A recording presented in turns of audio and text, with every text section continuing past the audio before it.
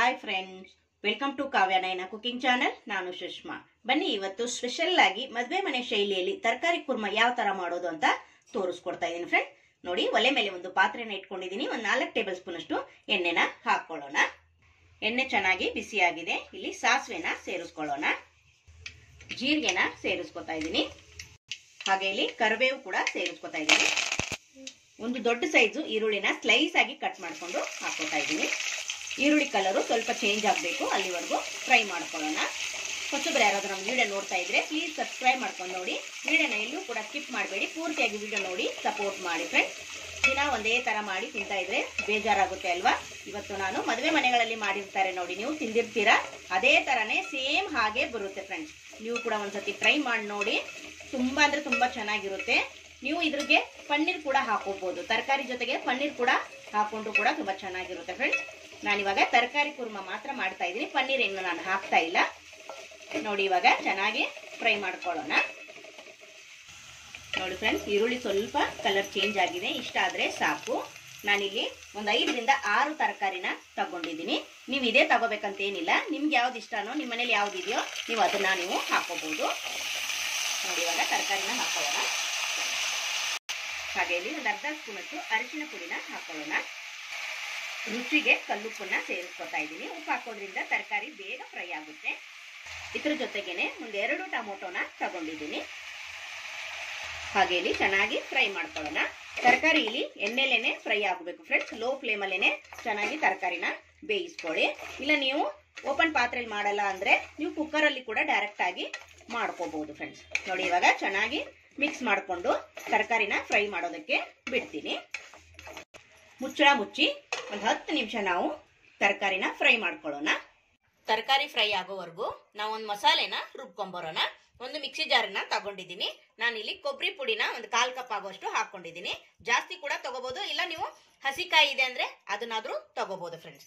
ಇಲ್ಲಿ ಒಂದು 3 ಲವಂಗ, ಒಂದೇ ಒಂದು ಚಕ್ಕೆ ಪೀಸ್ನ ಹಾಕೋತಾ ಇದ್ದೀನಿ. ಹಾಗೆ ಇಲ್ಲಿ ಒಂದು 2 ಟೇಬಲ್ ಸ್ಪೂನ್ ಅಷ್ಟು ಕಡಲೆ ಪಪ್ಪುನ ಹಾಕೋತಾ ಇದ್ದೀನಿ. ಹಾಗೆ ಇಲ್ಲಿ ಒಂದು ಅರ್ಧ ಸ್ಪೂನು ಸೊಂಪು ಹಾಕೋತಾ ಇದ್ದೀನಿ. ಹಾಗೆ ಇಲ್ಲಿ ಒಂದು ಅರ್ಧ ಸ್ಪೂನ್ ಅಷ್ಟು ಜೀರಿಗೆ ಕೂಡ ಸೇರಿಸ್ಕೊತಾ ಇದ್ದೀನಿ. ಹಾಗೆ ಸ್ವಲ್ಪ ಕರಿಬೇವು ಕೂಡ ಸೇರಿಸ್ಕೊತಾ ಇದ್ದೀನಿ. ಸ್ವಲ್ಪ ಗೋಡಂಬಿ ಕೂಡ ಸೇರಿಸ್ಕೊತಾ ಇದ್ದೀನಿ. ಹಾಗೆ ಖಾರಕ್ಕೆ ಒಂದು 5 ಹಸಿರು ಮೆಣಸಿನಕಾಯಿನ ಹಾಕೋತಾ ಇದ್ದೀನಿ. ಖಾರ ನೀವು ನೋಡ್ಕೊಂಡು ಹೆಚ್ಚು ಕಡಿಮೆ ಮಾಡ್ಕೋಬಹುದು. ಹಾಗೆ ಇಲ್ಲಿ ನಾನು ಮನೇಲೆ ಮಾಡಿಟ್ಕೊಂಡಿರೋ ಶುಂಠಿ ಬೆಳ್ಳುಳ್ಳಿ ಪೇಸ್ಟ್ ನ ಹಾಕೋತಾ ಇದ್ದೀನಿ. ಹಾಗೆ ಸ್ವಲ್ಪ ಕೊತ್ತಂಬರಿ ಸೊಪ್ಪನ್ನು ಕೂಡ ಸೇರಿಸ್ಕೊಳ್ಳೋಣ. ನಿಮ್ಮ ಹತ್ರ ಪುದೀನ ಇದ್ರೂ ಕೂಡ ಸೇರಿಸ್ಕೋಬಹುದು. ನನ್ನ ಹತ್ರ ಖಾಲಿ ಆಗಿತ್ತು. ಈಗ ನೋಡಿ, ಸ್ವಲ್ಪ ನೀರು ಹಾಕೊಂಡು ನುಣ್ಣಗೆ ಪೇಸ್ಟ್ ಮಾಡ್ಕೊಂಡು ಬರ್ತೀನಿ. ನೋಡಿ ಫ್ರೆಂಡ್ಸ್, ಫೈನ್ ಆಗಿ ಪೇಸ್ಟ್ ತರ ಮಾಡ್ಕೊಂಡು ಬಂದಿದ್ದೀನಿ. ನೋಡಿ ಫ್ರೆಂಡ್ಸ್, ತರಕಾರಿ ಎಲ್ಲ ಬೆಂದಿದೆ. ಒಂದು 10 ನಿಮಿಷ ಆಯ್ತು. ನೋಡಿ, ಇವಾಗ ಮಿಕ್ಸ್ ಮಾಡ್ಕೊಂತೀನಿ. ನೋಡಿ, ತರಕಾರಿ ಎಲ್ಲ ಎಷ್ಟು ಚೆನ್ನಾಗಿ ಬೆಂದಿದೆ ಅಲ್ವಾ? ಸ್ವಲ್ಪ ಕೂಡ ನೀರು ಹಾಕಿಲ್ಲ, ಎಣ್ಣೆಲೇನೆ ತರಕಾರಿ ಎಲ್ಲ ಬೆಂದೋಗಿದೆ ಫ್ರೆಂಡ್ಸ್. ನೋಡಿ, ಸೂಪರ್ ಅಲ್ವಾ? ಇಟ್ಕೊಂಡಿರೋ ಮಸಾಲೆನ ಸೇರಿಸ್ಕೊಂತೀನಿ. ಈ ಕುರ್ಮಾನ ನೀವು ಪೂರಿ ಜೊತೆಗೆ ತಿಂದ್ರೆ ಅದ್ರ ಮಜಾನೇ ಬೇರೆ ಫ್ರೆಂಡ್ಸ್. ಹಾಗೆ ನೀವು ಮುದ್ದೆ ಜೊತೆಗೆ ತಿನ್ಬಹುದು, ಹಾಗೆ ಚಪಾತಿ ದೋಸೆ ಜೊತೆಗೂ ಕೂಡ ಸೂಪರ್ ಆಗಿರುತ್ತೆ ಫ್ರೆಂಡ್ಸ್. ಸಖತ್ತಾಗಿದೆ ಫ್ರೆಂಡ್ಸ್, ಒಂದ್ಸತಿ ಟ್ರೈ ಮಾಡ್ಲೇಬೇಕು ನೀವು. ನೋಡಿ, ಒಂದ್ಸತಿ ಮಿಕ್ಸ್ ಮಾಡ್ಕೊಳ್ಳೋಣ. ನೋಡ್ಕೊಂಡು ನೀವು ಇಲ್ಲಿ ತೆಳು ಬೇಕಾದ್ರೆ ತೆಳು ಮಾಡ್ಕೋಬಹುದು. ಇಲ್ಲಿ ಕುರ್ಮಾ ಅಂದ್ರೆ ಸ್ವಲ್ಪ ಗಟ್ಟಿಯಾಗಿನೇ ಇರಬೇಕು, ಅಂದ್ರೆ ಚಪಾತಿಗಾಗ್ಲಿ ಪೂರಿಗಾಗ್ಲಿ ದೋಸೆಗಾಗ್ಲಿ ಚೆನ್ನಾಗಿರುತ್ತೆ ಫ್ರೆಂಡ್ಸ್. ನೋಡಿ, ನಾನಿಷ್ಟು ನೀರನ್ನ ಸೇರಿಸ್ಕೊಂಡಿದ್ದೀನಿ ಮಿಕ್ಸಿ ಜಾರ್ಗೆ ಹಾಕಿ. ಇವಾಗ ಇನ್ನೊಂದು ಸ್ವಲ್ಪ ನೀರನ್ನ ಸೇರಿಸ್ಕೊಂತೀನಿ. ನಾನು ಪೂರಿ ಜೊತೆಗೆ ಮಾಡ್ತಾ ಇರೋದ್ರಿಂದ ಸ್ವಲ್ಪ ನೀರನ್ನ ಹಾಕೋತಾ ಇದ್ದೀನಿ. ನೋಡಿ, ಅಂದ್ರೆ ಇನ್ನು ಚೆನ್ನಾಗಿ ಕುದಿಬೇಕು. ನಾವು ಕಡಲೆಪಪ್ಪು ಹಾಕಿರೋದ್ರಿಂದ ನಾವು ಎಷ್ಟು ಜಾಸ್ತಿ ನೀರು ಹಾಕಿದ್ರು ಕೂಡ ಇಲ್ಲಿ ಬೇಯ್ತಾ ಬೇಯ್ತಾ ಗಟ್ಟಿನೇ ಬಂದ್ಬಿಡುತ್ತೆ. ಅದಕ್ಕೋಸ್ಕರ ಈಗ ಚೆನ್ನಾಗಿ ಲೋ ಫ್ಲೇಮಲ್ಲೇನೆ ಇದನ್ನ ಕುದಿಸ್ಕೊಳ್ಳೋಣ. ನೋಡಿ ಫ್ರೆಂಡ್ಸ್, ಮಸಾಲೆ ಹಾಕಿದ್ಮೇಲೆ ಚೆನ್ನಾಗಿ ಕುದಿಸ್ಕೊಂಡಿದ್ದೀನಿ. ನೋಡಿ, ಒಂದೊಳ್ಳೆ ಪರಿಮಳ ಬರ್ತಾ ಇದೆ ಫ್ರೆಂಡ್ಸ್. ನಾನು ಇಷ್ಟು ಗಟ್ಟಿಯಾಗಿ ಮಾಡ್ಕೊಂಡಿದ್ದೀನಿ, ಅಂದ್ರೆ ಪೂರಿ ಜೊತೆಗೆ ಹಣ್ಣು ಜೊತೆಗೆ ಆಗೋ ತರ ಮಾಡ್ಕೊಂಡಿದ್ದೀನಿ. ನೀವು ನೋಡ್ಕೊಂಡು ನಿಮ್ಗೆ ಯಾವ ಕನ್ಸಿಸ್ಟೆನ್ಸಿ ಬೇಕೋ ಅದ್ರಲ್ಲಿ ಮಾಡ್ಕೋಬಹುದು. ಇವಾಗ ನೋಡಿ ಫ್ರೆಂಡ್ಸ್, ಇದು ಆಗಿದೆ, ರೆಡಿ.